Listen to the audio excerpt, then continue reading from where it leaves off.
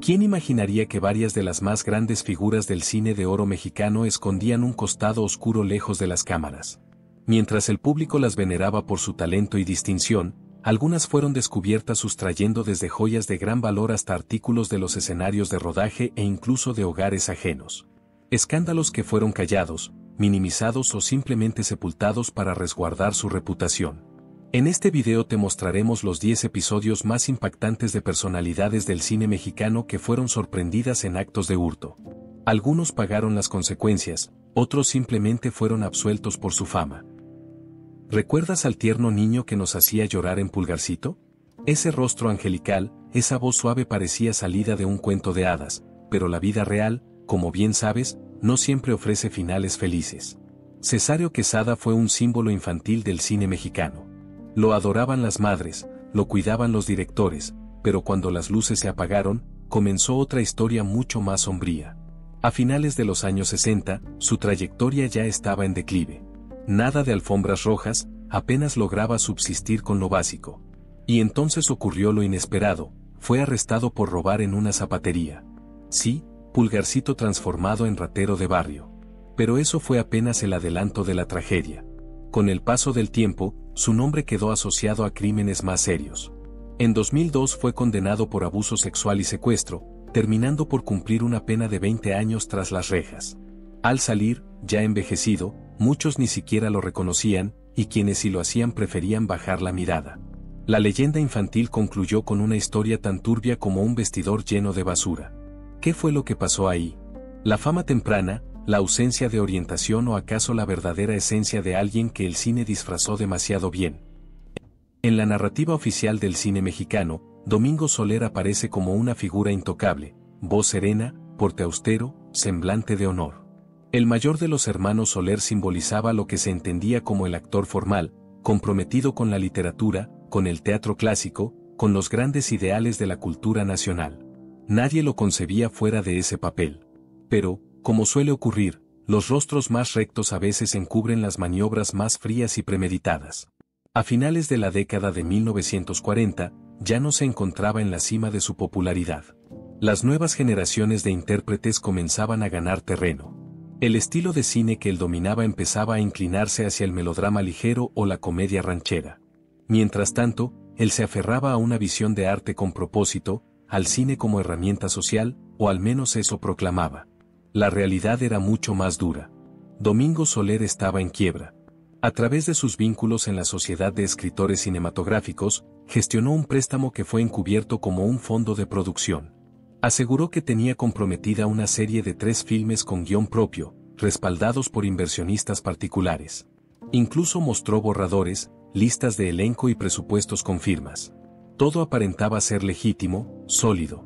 El consejo de la asociación, valorando su trayectoria, le concedió la cantidad de 32,000 pesos de aquella época, casi lo equivalente a lo que ganaban 4 guionistas en un año. Sin embargo, los meses transcurrieron y no se filmó absolutamente nada. Las oficinas de producción estaban clausuradas, los teléfonos desconectados, los inversionistas eran inexistentes. Cuando se le solicitó una reunión para aclarar la situación, Domingo no acudió. En su lugar, envió una carta manuscrita, alegando problemas de salud y la pérdida de la documentación. Después, desapareció por completo del círculo de escritores. Más tarde se supo, gracias a uno de sus hijos, que el dinero se había consumido en deudas de apuestas, en tratamientos médicos privados y en sostener una casa que ya estaba hipotecada. Jamás devolvió un solo peso y, aunque la asociación no lo denunció oficialmente, lo vetó de por vida de cualquier apoyo o crédito. Falleció con todos los honores, pero en su homenaje póstumo se respiró un silencio incómodo.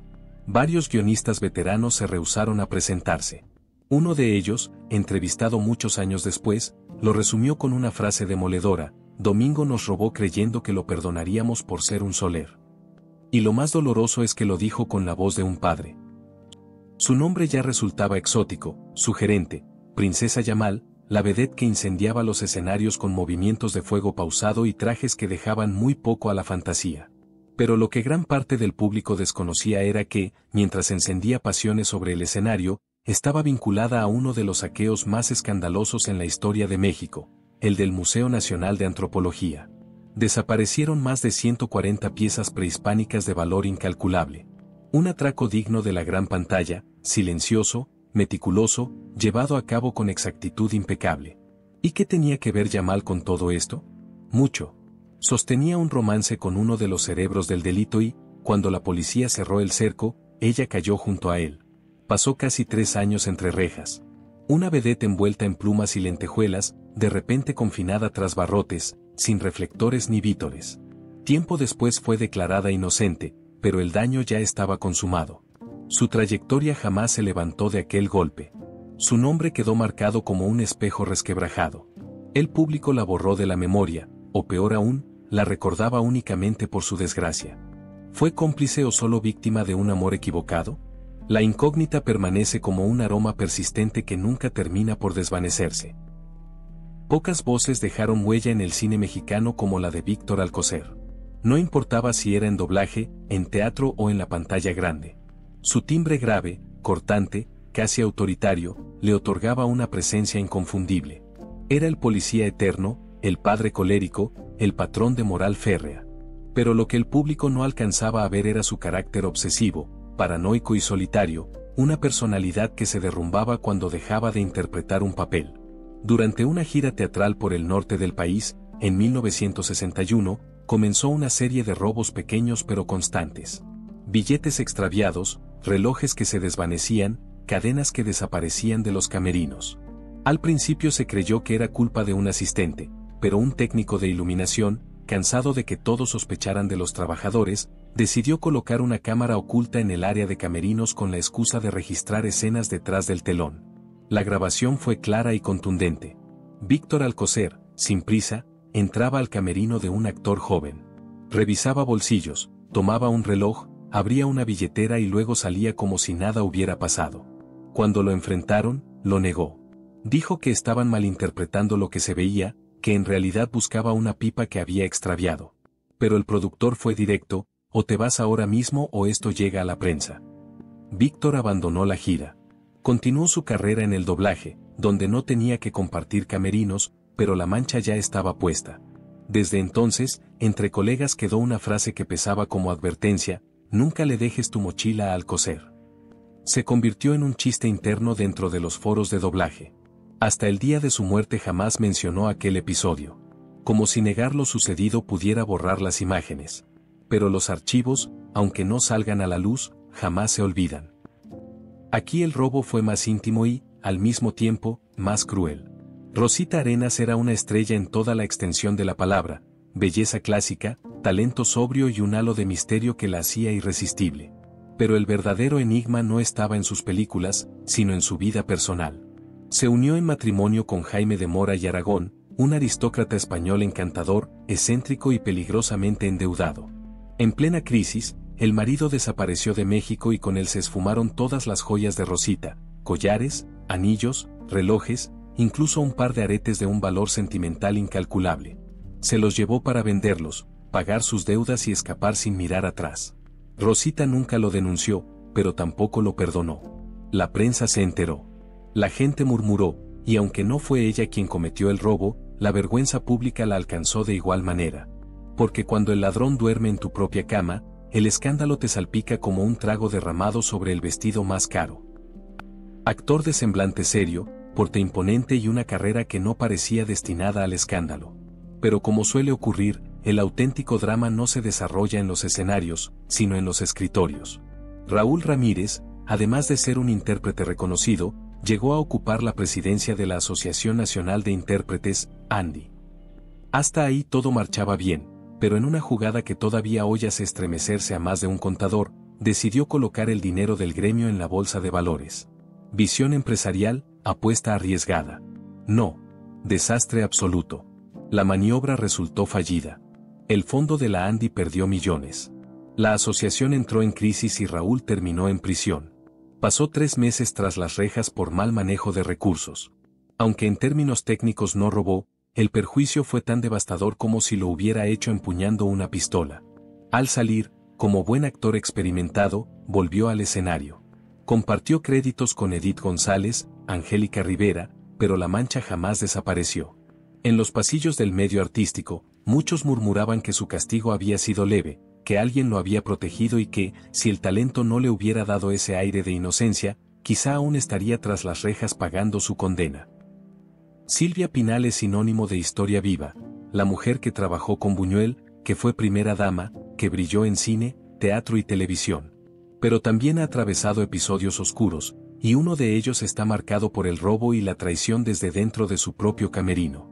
Durante la década de los 2000, Silvia fue acusada de desvío de fondos en su gestión como presidenta de la Asociación Nacional de Productores de Teatro. Se hablaba de más de 9 millones de pesos desaparecidos. Aunque jamás se demostró nada de manera concluyente, la mancha quedó ahí. La sospecha persiste. Y si algo sabemos del mundo del espectáculo, es que muchas veces no existen pruebas concretas, pero sí rumores muy bien cimentados.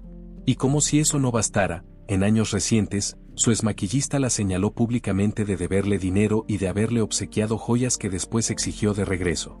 Ella, por su parte, lo acusó de haberle sustraído alhajas valiosas. La prensa explotó. Nadie sabía si se trataba de un acuerdo privado, una venganza personal o simplemente otro juego turbio tras bambalinas. La incógnita sigue presente. ¿Fue Silvia la víctima o la actriz estelar de un robo tan maquillado como su legendaria figura? Carlos López nació en la ciudad de Durango en 1887. Debutó como actor en los teatros del norte, donde llegó a integrarse a distintas compañías antes de presentarse en la capital, en el Teatro Principal. El apodo de Chaflán le llegó por su rostro alargado y estrecho, acompañado de un peculiar bigote postizo, ya que era totalmente lampiño. En 1929, mientras trabajaba para la compañía teatral de Roberto Soto, participó en la cinta silente El Águila y el Nopal, al lado del también cómico Joaquín Pardavé. Todos apreciaban a Chaflán. Su manera de hablar, su cuerpo escuálido, su mirada ingenua y su gracia natural lo convirtieron en uno de los humoristas más reconocidos en la radio, el cine y los escenarios. Pero mientras provocaba risas en los hogares mexicanos, vivía atrapado por las apuestas, las deudas y la necesidad constante de conseguir dinero fácil. No robaba por avaricia, sino por hábito. Decían que tenía una destreza especial para deslizar la mano sin que nadie lo advirtiera. Una joya aquí, unos billetes allá, un frasco de perfume olvidado en un camerino, nada lo bastante serio para denunciarlo, pero sí suficiente para convertirse en un secreto a voces. Su tropiezo más sonado ocurrió cuando intentó vender a coleccionistas de memorabilia vestuarios y objetos sustraídos de los estudios Churubusco, entre ellos sillas originales de la película Vértigo, lámparas de época e incluso una cámara falsa utilizada como utilería. Al ser descubierto, lo convocaron a la oficina del administrador. Él, nervioso, apenas alcanzó a decir, pues si ya nadie los utilizaba. Lo vetaron durante 2 años. Para él fue una tragedia. Vivía de lo que caía, y sin foros ni contratos no había forma de sostener su adicción ni su existencia. Falleció años después en la miseria. La televisión lo evocó como un comediante alegre, pero los técnicos de aquella época, cuando escuchan su nombre, solo dicen, Chaflán reía mientras te vaciaba los bolsillos. Ella era todo lo contrario, belleza, ambición y una lengua filosa como navaja de barbero. Leticia Palma tenía ese halo de femme fatale, incluso sin intentarlo. Irrumpió en el cine de los años 50 con una mirada hipnótica y un temperamento que no concedía perdón. Pero fue justamente ese carácter el que la llevó a los problemas.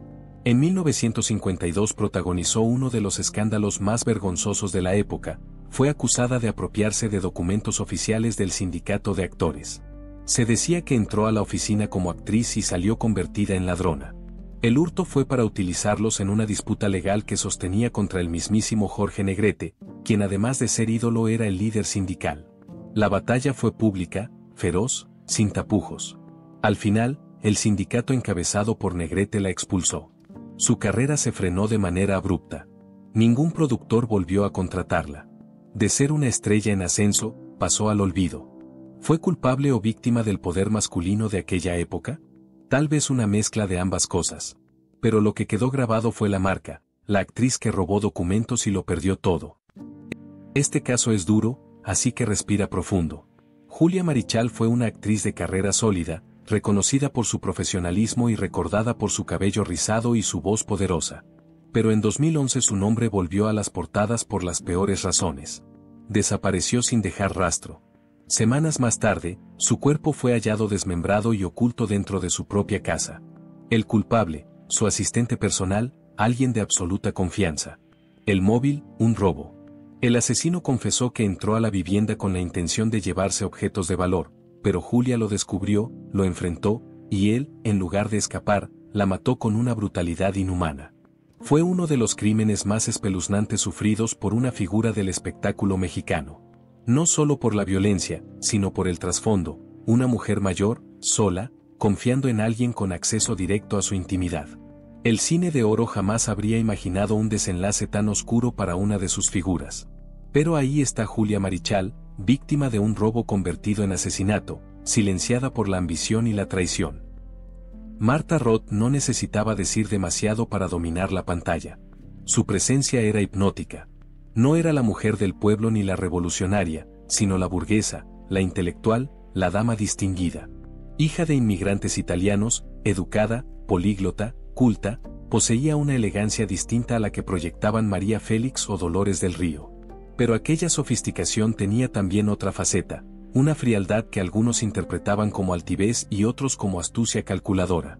Corría el año de 1958 cuando Marta fue invitada a una gala privada en la Embajada de Perú en la Ciudad de México. Era una velada de etiqueta, con diplomáticos, artistas e inversionistas del cine. Ella apareció tarde, luciendo un abrigo de piel blanca, un peinado impecable y un semblante imperturbable. La anfitriona, esposa del embajador, era famosa por su colección de joyas heredadas. Esa noche portaba su pieza más preciada, un collar de esmeraldas que, según se decía, había pertenecido a una princesa cusqueña del siglo XIX. El intercambio entre ambas mujeres fue breve, pero llamativo. Se apartaron por unos minutos en el salón de música. Algunos testigos aseguran que la esposa del embajador mostró el collar de cerca a Roth, quitándoselo momentáneamente para hablar del corte y de la montura. Pero al regresar al salón principal, la joya ya no estaba. La búsqueda fue discreta, pero apremiante. Nadie pronunció la palabra robo en voz alta, pero todas las miradas se dirigieron hacia Marta, la única que vestía un abrigo voluminoso y cargaba una cartera de mano cerrada. Las puertas se clausuraron. Un guardia privado sugirió revisar a todos, pero el embajador eligió guardar silencio. Roth fue acompañada hasta su automóvil sin más palabras que un seco buenas noches. Durante semanas, el rumor se propagó como hiedra venenosa. La joya jamás apareció. Marta dejó de acudir a reuniones sociales. Su imagen ya no era la de la actriz glamorosa, sino la de la mujer que quizá había sustraído una reliquia histórica con elegancia quirúrgica. Algunos amigos la defendieron, otros prefirieron callar. Décadas después, en una subasta privada en Nueva York, salió a la venta un collar con esmeraldas idénticas, ofrecido bajo un nombre suizo. Ningún periódico mexicano se atrevió a señalar la conexión, pero en los círculos de coleccionistas, el apellido Roth volvió a mencionarse con un brillo opaco. Sofisticada, de mirada dominante y con papeles de villana tan inolvidables que cualquiera pensaría que también en la vida real sabía manipular a todo el mundo. Daniela Castro fue durante décadas una figura impecable en las telenovelas, hasta que en 2018 su nombre estalló en los titulares por algo impensable, un robo en una tienda de ropa en San Antonio, Texas. De acuerdo con el informe policial, Daniela fue sorprendida intentando llevarse mercancía sin pagar, prendas, accesorios ocultos en su bolso. El valor, apenas unos cuantos dólares. No era por necesidad, no era por pobreza, era otra cosa. Impulso, adrenalina, tal vez simple aburrimiento. Fue arrestada, fichada, y le tomaron la clásica foto de frente, como a cualquier delincuente. Poco tiempo después, los cargos fueron retirados. Su defensa argumentó que todo se trató de un malentendido, que la tienda había cometido un error. Daniela lloró frente a las cámaras, habló de su honra, de su familia y de su fe, pero el daño ya estaba hecho. Desde entonces, su imagen quedó dividida. Algunos la respaldan, otros siguen convencidos de que lo hizo. Porque hay algo que no termina de encajar, una mujer adinerada, con todo a su alcance, arriesgando su reputación por un par de blusas. ¿Fue cleptomanía, un instante de delirio o simplemente el lado oscuro que la fama, muchas veces, disfraza demasiado bien? Rafael Banquels, un episodio callado por la prensa, aunque recordado principalmente como un galán maduro y director respetado. Rafael Banquels, quien además fue esposo de Silvia Pinal y padre de Rocío Banquels, atravesó en sus inicios una etapa de turbulencia y precariedad económica que lo llevó a tomar decisiones desesperadas. En la década de 1940, cuando aún no consolidaba su carrera, se rumoraba que estuvo involucrado en un incidente poco conocido, el robo de utilería y vestuario en los foros de estudios Azteca. Un hurto menor que, sin embargo, provocó revuelo dentro del medio cinematográfico por la aparente complicidad de varios aspirantes a actores que intentaban revender trajes y artículos de época en el mercado negro de la Lagunilla. Aunque Banquels nunca fue procesado de manera formal, varios técnicos del estudio lo señalaron como uno de los responsables. Sin embargo, el escándalo permaneció oculto debido a su creciente popularidad. Algunos testimonios de la época aseguran que fue gracias a la intervención de un productor que simpatizaba con él, y que más tarde se convertiría en su padrino artístico, que el caso fue desestimado y los archivos terminaron sepultados. Este episodio no solo quedó fuera de la prensa, sino que fue omitido de manera deliberada en las biografías autorizadas que circularon durante años. El incidente, aunque eclipsado por su posterior éxito en telenovelas y en la dirección, permaneció como una mancha casi invisible, pero imborrable en su historia personal.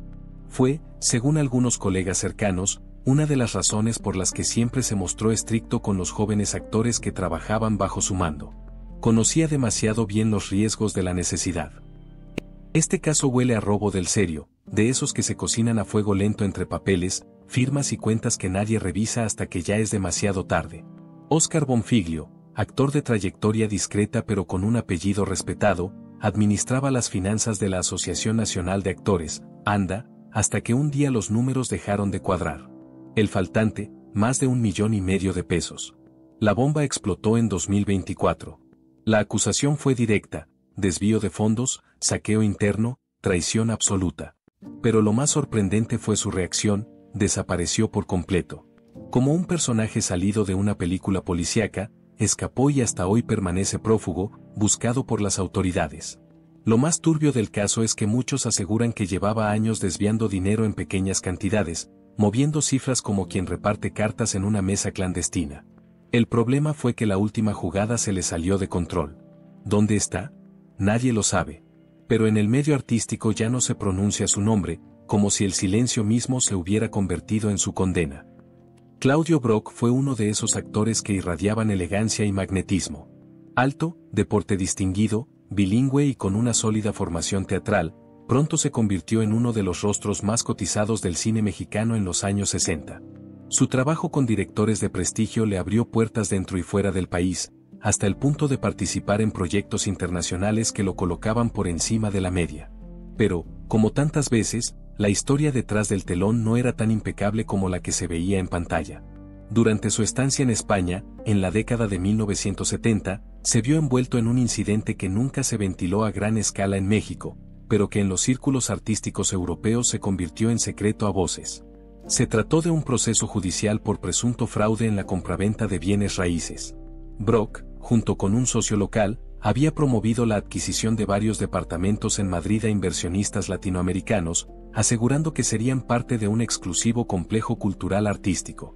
Los contratos incluían nombres ficticios de arquitectos y supuestas cartas de intención de ministerios que jamás existieron.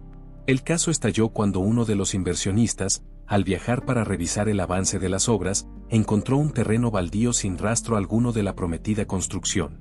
Se presentó una denuncia y, aunque Brock negó rotundamente su participación directa, su firma aparecía en varios de los documentos como aval. Durante meses se enfrentó a audiencias y fue obligado a permanecer en territorio español hasta que logró llegar a un acuerdo extrajudicial.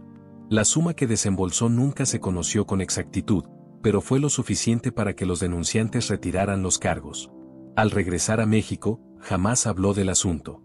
Se refugió en el cine de autor y en proyectos de menor perfil, evitando cualquier entrevista que pudiera sacar a relucir aquel expediente. Su reputación dentro del medio artístico nacional permaneció intacta, protegida en parte por la distancia y por la complicidad del silencio. Sin embargo, entre productores que lo trataron de cerca, había un murmullo constante: Brock no solo sabía actuar, también sabía firmar papeles como si fueran parte del guión. Su carrera continuó con prestigio y reconocimiento, pero la sombra de aquel episodio acompañó sus pasos hasta el final.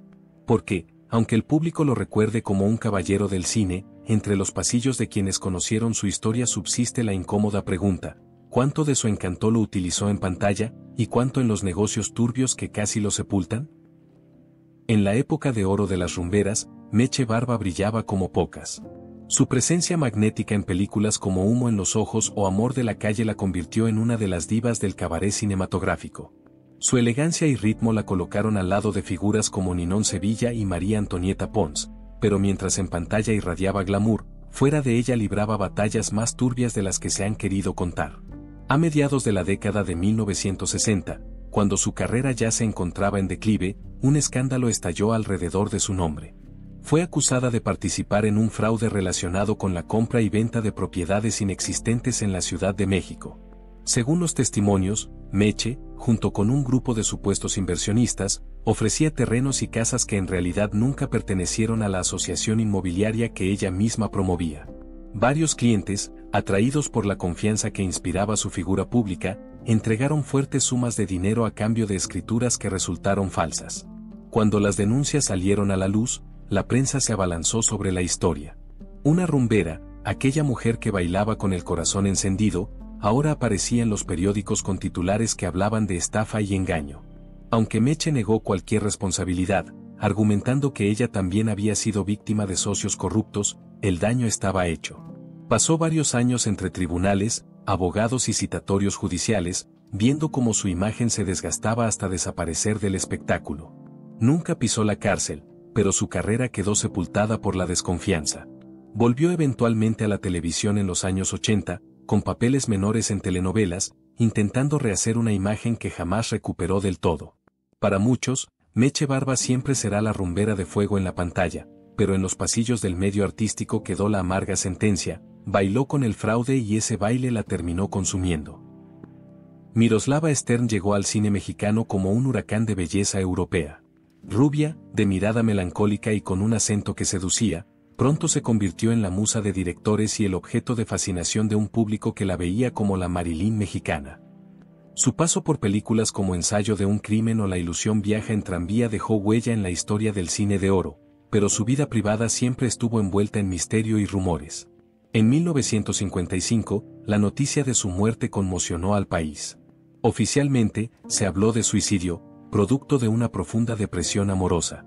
Sin embargo, lo que salió a la luz poco después terminó por enturbiar aún más su leyenda. Al abrir su testamento, se descubrió que había heredado todas sus pertenencias, incluidos cuadros, joyas y cuentas bancarias, a un médico con el que mantenía una relación ambigua, mientras que familiares y amigos cercanos quedaron completamente excluidos. La decisión levantó sospechas inmediatas. ¿Había sido manipulada en sus últimos meses? ¿O fue un acto consciente para castigar a quienes la habían traicionado? La controversia creció cuando algunos parientes reclamaron públicamente que muchas de sus joyas y pertenencias habían desaparecido antes incluso de la lectura del testamento. El médico negó todo, pero la duda quedó sembrada. Durante años, la versión no oficial fue que detrás de su muerte había más que un suicidio, un entorno de manipulación, traición y apropiación de su patrimonio. Así, la memoria de Miroslava quedó dividida. Para el público, la actriz extranjera que iluminó el cine mexicano con su belleza trágica. Para quienes conocieron los rumores, una mujer vulnerable atrapada en una red de intereses oscuros, donde incluso después de morir le robaron algo más que la vida, le arrebataron la paz. Aquí el robo fue diferente. No se trató de dinero, fue peor. Se trató de la inocencia. Hijo del mítico David Reynoso y hermano del también actor Sergio Reynoso, Jorge tenía el apellido, el porte y los contactos. Pero todo eso se derrumbó en 2019, cuando fue detenido en Texas acusado de indecencia con un menor, un cargo devastador, una felonía de segundo grado. No fue un robo en el sentido literal, pero el delito pulverizó su reputación, su trayectoria y su herencia familiar. Ya no era el intérprete del linaje dorado, sino el hombre marcado por un crimen que en Estados Unidos se castiga con todo el peso de la ley y con el repudio social. El escándalo atravesó fronteras. En México muchos lo defendieron. Otros aseguraron que fue simplemente otro caso más de una celebridad derrumbada. ¿Fue culpable? ¿Fue víctima de una trampa? Lo cierto es que, desde entonces, desapareció del ojo público y, en una industria donde casi todo se olvida, existen crímenes que jamás se perdonan. Hoy hemos visto a ídolos que parecían intocables caer en robos, fraudes y huidas. Desde el niño prodigio que terminó en prisión, hasta el actor que trató las cuentas del sindicato como si fueran su propio cajero automático. Y lo más perturbador, la mayoría no lo hizo por necesidad, sino por impulso, por soberbia, por ese cosquilleo de sentirse intocables. ¿Lo notas? La verdadera película no era la que observabas en blanco y negro. La historia auténtica se escribía en los pasillos, en las oficinas, en los camerinos, donde la moral se doblaba más fácil que un guión mal redactado. Así que la próxima vez que veas a una estrella del cine de oro, piénsalo 2 veces antes de idealizarla, porque detrás del sombrero de charro, del rímel impecable o de la voz aterciopelada, muchas veces se escondía un personaje mucho más oscuro y genuino. ¿Y tú, a quién añadirías a esta lista? ¿Quién más crees que ocultaba las manos mientras las tenía llenas? Déjalo en los comentarios, comparte este video si alguna de estas historias te sorprendió y no lo olvides, el pasado brilla, sí, pero también quema. Nos vemos en el próximo episodio. Que tengan un excelente fin de semana.